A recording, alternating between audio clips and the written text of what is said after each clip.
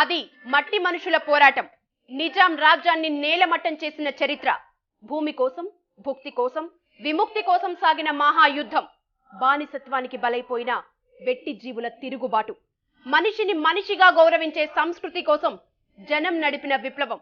బాంచందొర కాల్మొక్త అన్న గొంతుకలే గొడ్డలి పట్టి భూస్వామ్య పునాదులను కదిలించింది. తెలంగాణ సాయుధ పోరాటంపై V6 స్పాట్లైట్.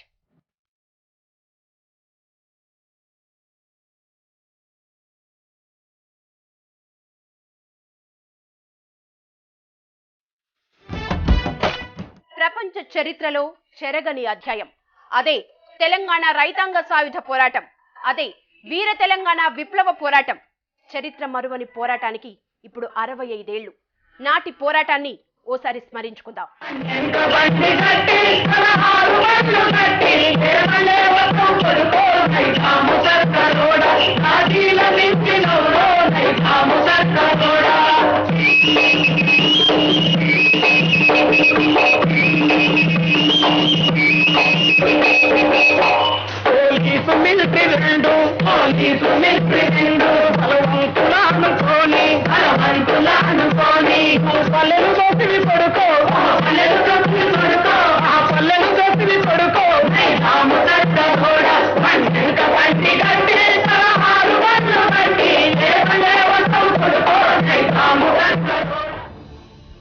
అది హైదరాబాద్ సంస్థానం. 1948 ముందు వరకు ఈ సంస్థానాన్ని ప్రత్యేక దేశంగా పరిగణించేవారు. దీన్నే తెలంగాణ, హైదరాబాద్ రాష్ట్రమని కూడా పిలిచేవాళ్లు. హైదరాబాద్ సంస్థానం పరిధిలో 16 జిల్లాలు ఉండేవే. భాషా ప్రాతిపదికన ఈ 16 జిల్లాలను 3 ప్రాంతాలుగా విభజించి పాలించేది నైజాం సర్కార్. తెలుగు మాట్లాడే వారివి 8 జిల్లాలు, మరాఠీ మాట్లాడే వారిని 5 జిల్లాలుగా, కన్నడ మాట్లాడే వారివి 3 జిల్లాలుగా ఉండేవి.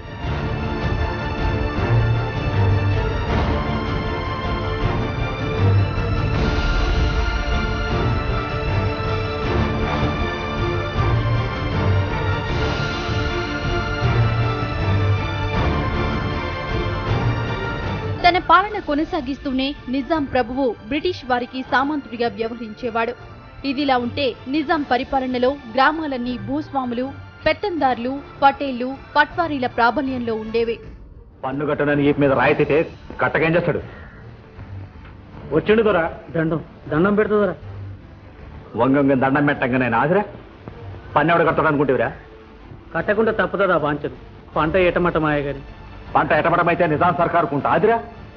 దొరా నీ బాంచం అంబటాల వరకు ఉన్నది లేంది అమ్మి తెచ్చి కట్ట దొరా. హో బద్మాష్, ఇవాళ కట్టకుంటే కాలు చేతులు ఉంటాయి. తెలంగాణలోని 10,000 గ్రామాల్లో 2,600 ఊళ్ళు నిజాం జాగీరు గ్రామాలే. జాగీర్ అంటే సొంత ఆస్తి అని. మిగతావి జమీందార్, పటేల్, పట్వారీల అధీనంలో ఉండేవి.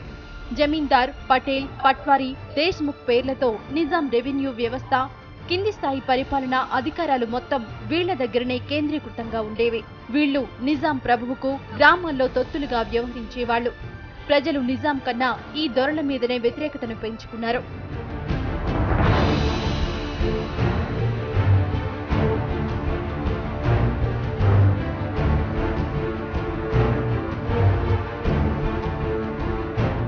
జమీందార్, పటేల్, పట్వారీ, దేశ్ముఖ్ లాంటి పేర్లు వింటే తెలంగాణ పల్లెల్లో ప్రజలు గజగజ వణికేవాళ్లు. హైదరాబాద్ సంస్థానంలో హేయమైన దోపిడీకి ఈ వ్యవస్థ అసలు కారణం. ప్రభుత్వం విధించే పన్నులను దేశ్ముఖ్లు, దేశపాండేలే వసూలు చేసేవాళ్లు. పన్నుల వసూళ్ల టైంలో వాళ్లు చేసే ఘోరాలు అన్నీ ఇన్ని కావు. భూమి శిస్తు వసూలు పేరుతో రైతులు పండించే పంటలో సగం కంటే ఎక్కువ శిస్తు కింద జమ చేసుకునేవాళ్లు. రైతులు పన్నులు చెల్లించకపోతే భయపెట్టి భూమిని గుంజుకునేవాళ్లు. నీకు ఎన్నిసార్లు చెప్పంపిరా? నీకు చెప్పేటందుకు నేను ఇందాక రావాలరా? అందాజు చూస్తే మీకు నెత్తిమే కొమ్ములు మలిసినట్టున్నాయిరా. అంత పెద్ద మాటలు ఎందుకంటావు పంతులు? నువ్వు చెప్తేనే ఈ బంజరు దున్నుకుంటుంది. ఇప్పుడు బొమ్మంటే ఏట్లకు పోవాలనా, వాగులకు పోవాలనా? అదంతా నాకు తెలియదురా. ఈ నేల ముచ్చు మాటలని నా దగ్గర వనికిరావు. రే, మీరేమనుకుంటున్నారో గాని నా దగ్గర కోర్టు ఫర్మాన్ ఉన్నది. ఏం సంగతి? ఖాళీ చేస్తారా లేకుంటే నన్ను ఖాళీ చెప్పిమంటారా? కౌలు రైతుల బాధలు ఆ కాలంలో వర్ణాతీతం. కౌలు వసూలు కోసం రైతులను చిత్రహింసలు పెట్టేవాళ్లు. నిజాం పాలనలో ప్రపంచంలో ఎక్కడా లేని విధంగా పన్నులు వసూలు చేసేవాళ్లు. భూస్వాముల ఇంట్లో చావైనా, పెళ్లిళ్లు జరిగినా పేదలు పన్నులు కట్టాల్సిందే. ఇంట్లో బిడ్డ పుట్టినా జుట్టు తీయించుకున్నా పన్నులు చెల్లించాల్సిందే.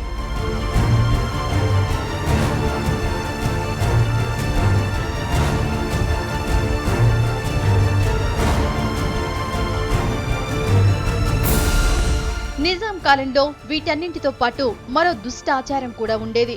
దాని పేరే వెట్టి చాకిరీ. వెట్టి చాకిరంటే నిర్బంధ శ్రమ. ఊర్లో ఉండే అన్ని కులాలు, దొరలకు, పెత్తందారులకు ఉచిత సేవలు చేయాల్సిందే. చాకళ్ళు, మంగళ్ళు, పశువుల కాపర్లు, పాలు, పచ్చళ్ళు, వ్యవసాయ పనిముట్లు, కాలికి వేసే చెప్పులు, ఇలా అన్నీ ఉచితమే. పైసలు చెల్లించేవారు కాదు. జమీందార్, పటేల్, పట్వారీ, దేశ్ముఖులకే కాకుండా ఊర్లోకి వచ్చే అధికారులకు కూడా వెట్టి చేయాల్సిందే. ఇది నాటి తెలంగాణ పరిస్థితి.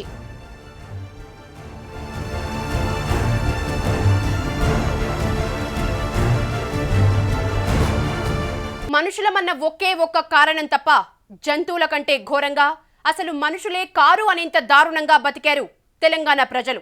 అందుకే నిజాం కాలంలో సాయుధ పోరాటం మొదలైంది. ప్రపంచ వ్యాప్తంగా మానవ హక్కులపై పోరాటాలు జరుగుతున్నా ఇక్కడ మాత్రం ఏ ఉద్యమ సంస్థ చేయూతనివ్వలేదు. జనం స్వచ్ఛందంగా పోరాటం మొదలుపెట్టారు. జనమే ఉద్యమ సంస్థల్ని తయారు చేసుకున్నారు. అందుకే ప్రపంచ చరిత్రలో వీర తెలంగాణది సపరేట్ పేజీ. ఇంతకీ తెలంగాణలో పరిస్థితులు ఎలా ఉండేవి? జనం తిరుగుబాటుకు కారణాలేంటి? ప్రపంచం మొత్తం ఏదో ఒక సందర్భంలో మానవ హక్కుల కోసం పోరాడింది. ఇప్పటికీ కొన్ని ప్రాంతాల్లో అలాంటి పోరాటాలు ఇంకా జరుగుతూనే ఉన్నాయి. ప్రతి చోట ఏదో ఒక ఉద్యమ సంస్థో లేక రాజకీయ వేదికనో ఉద్యమాన్ని నిర్మించడం చూశాం. కానీ తెలంగాణలో మాత్రం జనం నుంచే ఉద్యమం మొదలైంది. మండిన గుండెలు, రగిలిన కడుపులు తెగించి పోరాడమని నిద్రలేపాయి. అందుకే తెలంగాణ సాయుధ పోరాటానికి ప్రపంచ గుర్తింపు వచ్చింది.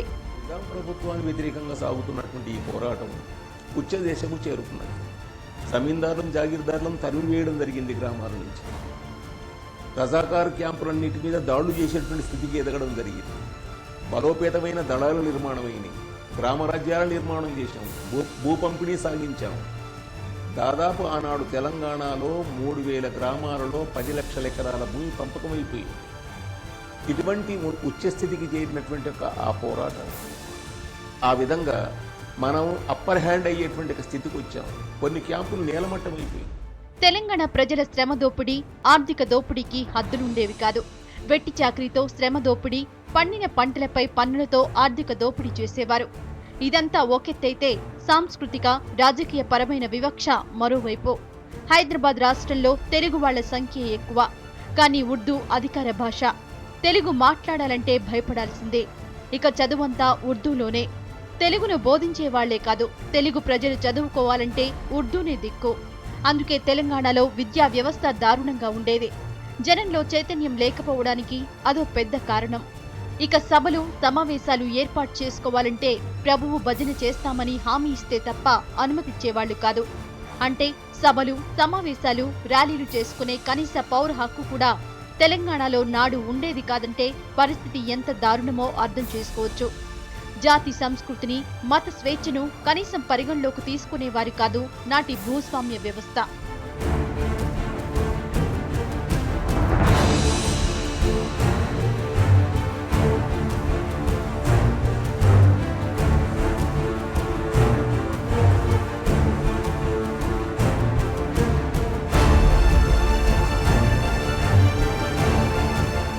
అందుకే జనమే ఏకమయ్యారు.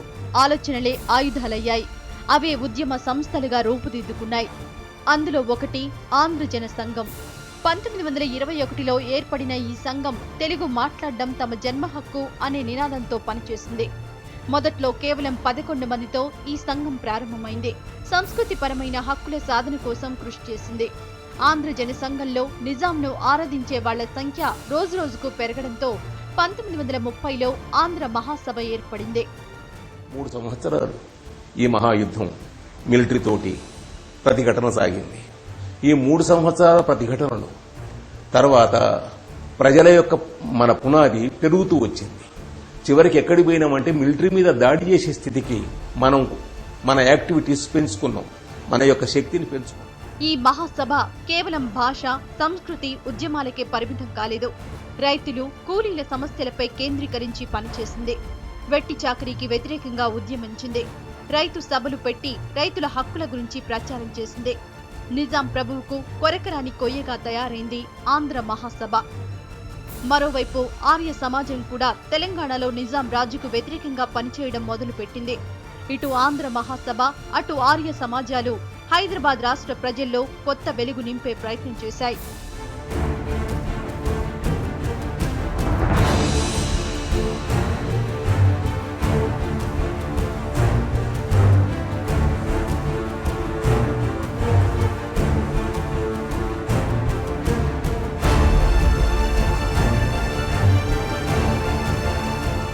రోజు రోజుకు ఆంధ్ర మహాసభ స్వరూపం మారుతూ వచ్చింది. చురుకైన యువకులను సమీకరించి రాజుకు వ్యతిరేకంగా ఉద్యమాన్ని ఉధృతం చేయసాగింది. గ్రామంలో జమీందార్, పటేల్, పట్వారీ దేశ్ముఖులకు పక్కలో బల్లెల్లా మారింది. ఎన్నడూ లేని విధంగా దొరలను ప్రజలు ప్రశ్నించడం ప్రారంభించారు. వెట్టి చాకిరీ, అక్రమ పన్ను వసూళ్లను అడుగడుగునా అడ్డుకుంది ఆంధ్ర మహాసభ. రోజు రోజుకు ఈ సభకు ప్రజల నుండి విపరీతమైన ఆదరణ పెరగడం, ఉద్యమంలో ఊహించని రీతిలో ప్రజలు భాగం కావడంతో దొరలు, భూస్వాముల నుండి దాడులు తీవ్రమయ్యాయి. అప్పటికే కొంతమంది కమ్యూనిస్టు పార్టీ కార్యకర్తలు ఆంధ్ర మహాసభలో భాగంగా పనిచేయడం మొదలుపెట్టారు. దాడులను ఎదుర్కోకపోతే ఉద్యమాన్ని రక్షించుకోవడం కష్టమని గ్రహించిన ఆంధ్ర మహాసభ ఆత్మరక్షణ దాడులను ప్రారంభించింది. వ్యవసాయ పనిముట్లను ఆయుధాలుగా మార్చుకుని జనం దొరలపై తిరగబడేలా స్ఫూర్తినిచ్చింది ఆంధ్ర మహాసభ. అదే గుత్పల సంఘం.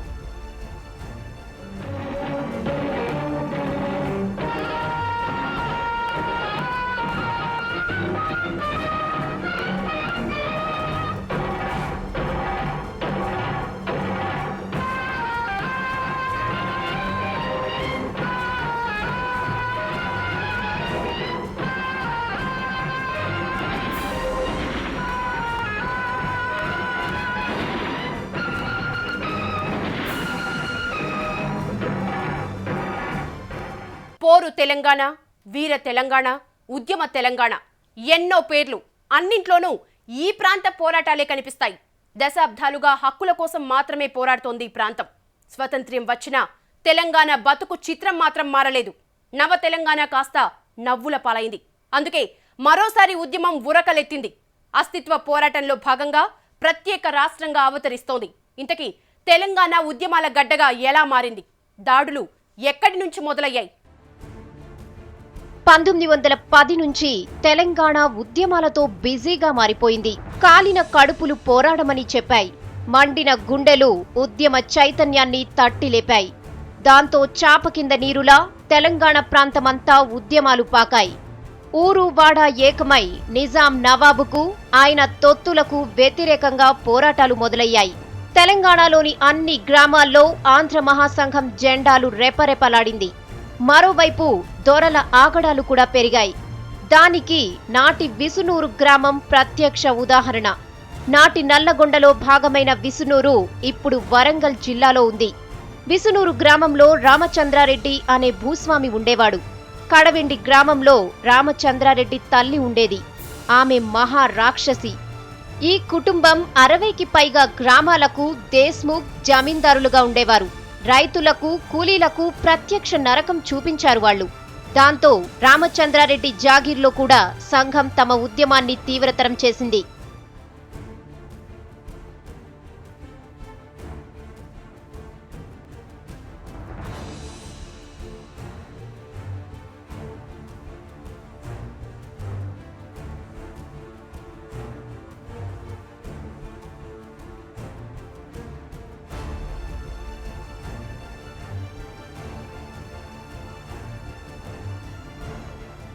రావి నారాయణరెడ్డి, బద్దం ఎల్లారెడ్డి, మగ్దుం మొయినుద్దీన్ లాంటి నాయకులు తరచూ గ్రామాల్లోకి రావడం, మీటింగులు పెట్టి జనాలను సమీకరించడం తీవ్రమైంది. ఇది జీర్ణించుకోలేని విసునూరు దొర సంఘం నాయకులపై కక్ష కట్టి చంపాలని ప్లాన్ చేశాడు. దాంతో కడవెండి గ్రామంలో ప్రజలు దొరకు వ్యతిరేకంగా సమావేశమయ్యారు. గడిపై దాడి చేయాలని నిర్ణయించారు. సంఘం నాయకత్వంలో ఊరంతా ర్యాలీగా బయలుదేరింది. విషయం తెలుసుకున్న భూస్వామి రామచంద్రారెడ్డి గుండాలతో ఇష్టం వచ్చినట్టు కాల్పులు జరిపించాడు. ఈ కాల్పుల్లో కడివొండి యువకుడు, ఆ సమూహానికి నాయకత్వం వహిస్తున్న దొడ్డి కొమరయ్య మరణించాడు. చాలా మందికి గాయాలయ్యాయి. దొడ్డి కొమరయ్య మరణం తెలంగాణ మొత్తం దావణంలా వ్యాపించింది. దాంతో పోరాడితే పోయేదేం లేదన్న నినాదం పుట్టుకొచ్చింది. జనమంతా కడివెండికి చేరుకుని విసునూరు రామచంద్రారెడ్డి గడిని చుట్టుముట్టి నేలమట్టం చేశారు. గడికి నిప్పు పెట్టారు. ఉదయం మధ్యాహ్నం 2 గంటల నుంచి సాయంత్రం 6 గంటల దాకా ఇదే పరిస్థితి ఉంటే ఓ పెద్ద మనిషి మా సలహా ఇచ్చాడు.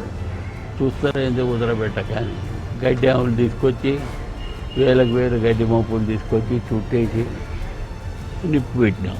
నిప్పు పెడితే ఇంకో అంతస్తు ఎక్కారు. మేము కూడా అంతస్తు ఎక్కాం కాల్చుకుంటూ. చివరకు పైకి పోయిన తర్వాత వాళ్ళు చేతులు ఎత్తారు. 3వ అంతస్తు 4వ అంతస్తు పోయిన చేతులు ఎత్తారు. దొడ్డి కొమరయ్య మరణంతో ఆంధ్ర మహాసభ కమ్యూనిస్ట్ పార్టీగా మారింది. రావి నారాయణ రెడ్డి, బద్దం ఎల్లారెడ్డి, మగ్దూం మొయినుద్దీన్ లాంటి నాయకులు హైదరాబాద్ విముక్తి కోసం సాయుధ పోరాటం ప్రారంభిస్తున్నట్టు ప్రకటించారు. దున్నేవాడిదే భూమి అన్న నినాదం అప్పుడే పుట్టింది. ఊర్లల్లో ఉండే పోలీసు క్యాంపులపై దాడులు చేశారు. ఎర్ర జెండాలు పాతి జమీందార్, పటేల్, పట్వారీ, దేశ్ముఖ్ల భూములను ఆక్రమించారు.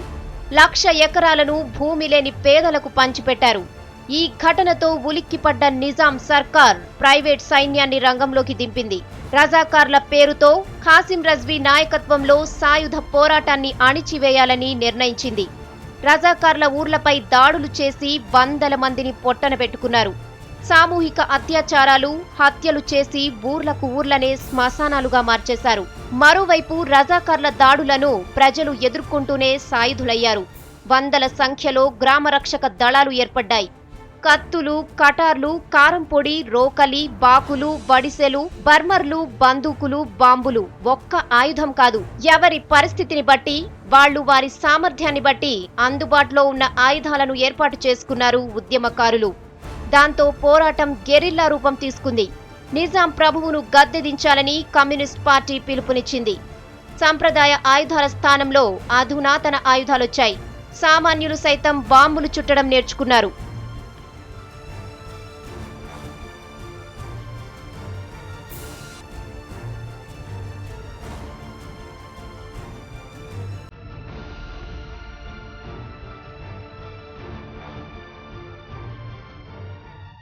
చిన్న చిన్న దళాలు ప్రజా సైన్యంగా మారిపోయాయి. అప్పట్లో గ్రామాల్లో ఉన్న ప్రతి యువకుడు ఎర్రదండులో చేరాడు. మహిళలు, చిన్నపిల్లలు సైతం సాయుధ పోరాటంలో కీలక పాత్ర పోషించారు. ప్రతి ఒక్కరూ తమకు తోచిన సాయం చేశారు. దళాలకు ఆశ్రయమిచ్చేవాళ్లు కొందరు, అన్నం పెట్టేవాళ్లు మరికొందరు. దళం గ్రామంలో ఉంటే కావలి కాసేవాళ్లు ఇంకొందరు, సమాచారం చేరవేసేవాళ్లు మరికొందరు. ఇలా చెప్పుకుంటూ పోతే ప్రతి పౌరుడు ఏదో రూపంలో ఉద్యమంలో పాల్గొన్నాడు. నిజానికి తెలంగాణ సాయుధ రైతాంగ పోరాట ఘనత అదే. V6 స్పాట్లైట్ లో స్మాల్ బ్రేక్.